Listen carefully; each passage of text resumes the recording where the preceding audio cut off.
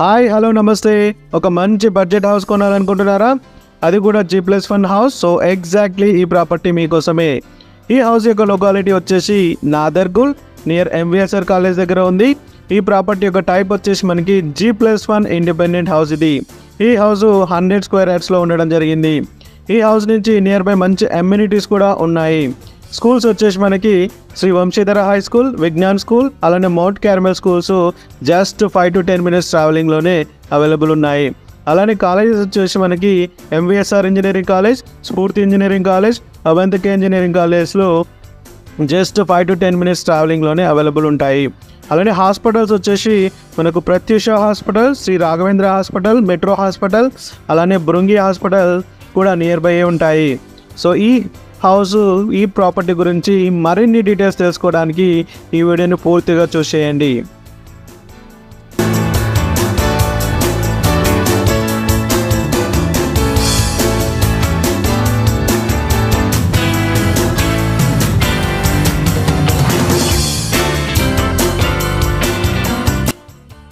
మన ఈ ప్రాపర్టీ నుండి నియర్ బై ప్లేసెస్కి డిస్టెన్స్ చూసినట్లయితే బడంగ్పేట్ న్యూ మున్సిపాలిటీకి జస్ట్ 5 minutes ట్రావెలింగ్లోనే రీచ్ అయిపోవచ్చు. అలానే Sagar highway, BN Reddy Nagar, TCS ఆదిబట్లకి జస్ట్ 15 to 20 minutes ట్రావెలింగ్లోనే రీచ్ అయిపోవచ్చు.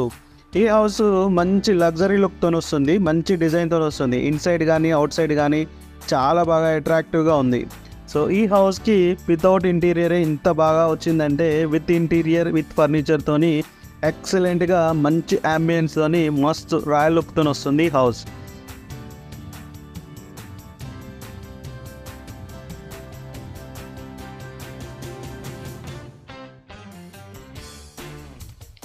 ఫైనల్గా ఈ ప్రాపర్టీ యొక్క డీటెయిల్స్ చూసినట్లయితే ఈ ప్రాపర్టీ వచ్చేసి వెస్ట్ ఫేసింగ్ ఇండిపెండెంట్ హౌస్ ఇది.